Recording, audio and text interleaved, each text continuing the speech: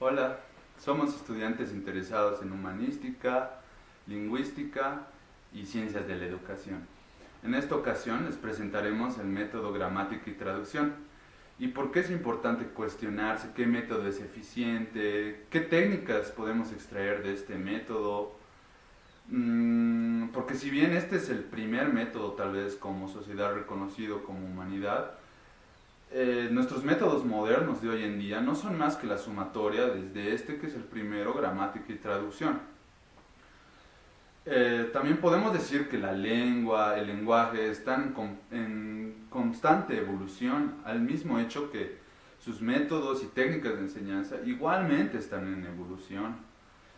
Es un periodo que abarca el siglo XVIII y parte del XIX, es decir, desde los años 1700 hasta 1840.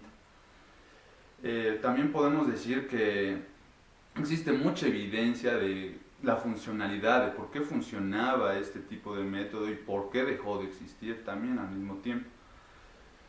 El hecho de que las lenguas vernáculas se van intensificando en diferentes partes del mundo, en España se van formalizando las gramáticas de la lengua castellana, en Alemania se van formalizando las gramáticas de la lengua alemana, de un poco también del francés, y asimismo en diferentes partes del mundo se van dando lenguas vernáculas, lenguas nacionales.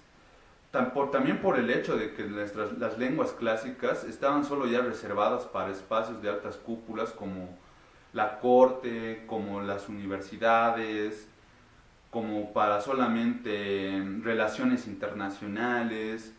Adicionalmente a esto, también eventos tan importantes como la Revolución Industrial desde 1760 hasta 1840, la Revolución Francesa a finales del siglo de que son desde 1789 hasta 1799, reformas protestantes en Alemania, igual, todos estos movimientos en contra de la oligarquía, el clero, contra formas muy poderosas, ¿no?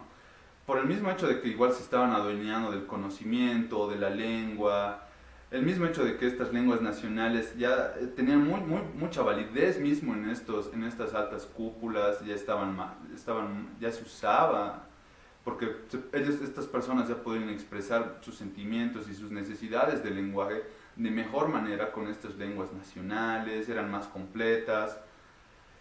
Y bueno, la necesidad del lenguaje realmente de la humanidad necesitaba de lenguas nacionales, de lenguas con mayor riqueza, y que estas no estaban siendo cubiertas por lenguas clásicas y asimismo sus métodos y enseñanzas de lenguas, ¿no?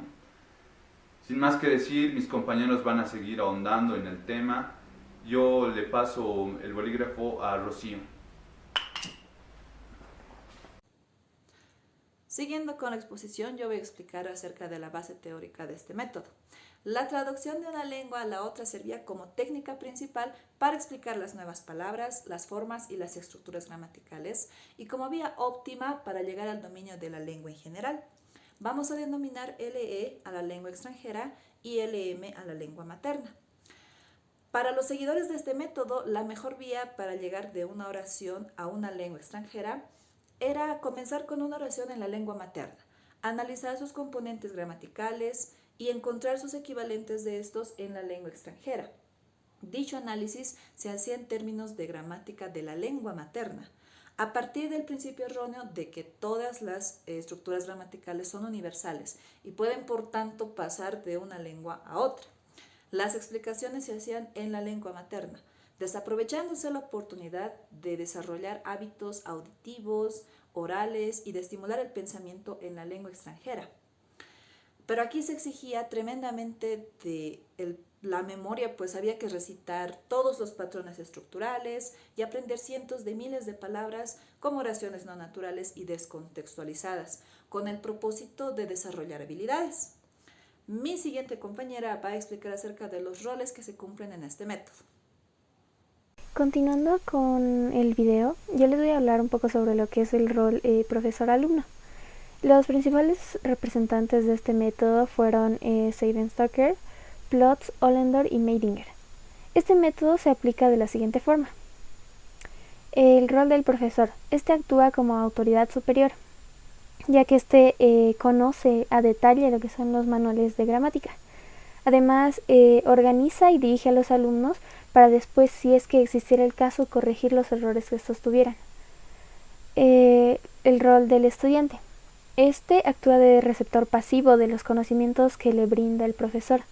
Realiza las actividades individualmente. Debe desarrollar una competencia gramatical que le permita traducir, leer y escribir en la lengua meta. Este debe reflexionar sobre aspectos gramaticales que le permitan y ayuden a resolver problemas de la lengua, como las siguientes cuestionantes. ¿Cómo puedo interpretar un texto? ¿Cuál es la mejor traducción que les puede dar? ¿O qué método o qué métodos se pueden aplicar en algún caso específico? Y en eso consiste lo que son los roles que cumplen el profesor y el alumno en este método. Continúa mi compañera. Hoy les voy a hablar de la presencia de la gramática. La teoría lingüística considera a la lengua como un conjunto de reglas observables en frases y textos explicables a ellos. Se aprende de manera deductiva y consciente, gracias a la memorización y análisis de los contenidos gramaticales. El estudiante que pretende al final es aquel que es capaz de leer y traducir textos con eficacia y que use la lengua principalmente para leer y escribir.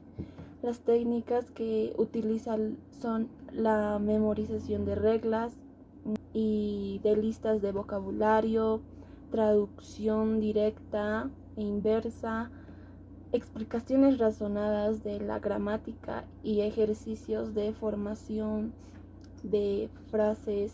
Y en el transcurso del tiempo podemos notar que no se hizo sentir a la psicología. Sin embargo, no se descarta la influencia de naciones más o menos intuitivas pertenecientes de las teorías que conformaban la protopsicología.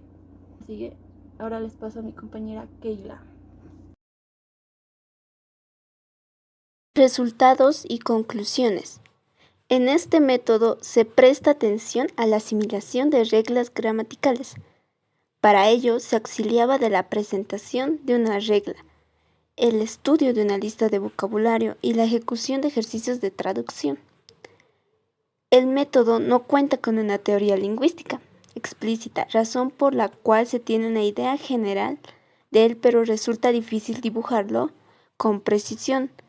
No obstante, existe el consenso de que se apoya en la gramática descriptiva y normativa para fijar los parámetros de su idea de lengua.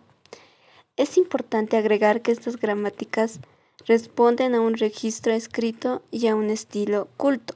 Por lo anterior, los textos literarios canónicos constituyen modelos de lengua sumamente valorados, pues representan la perfección formal y de estilo.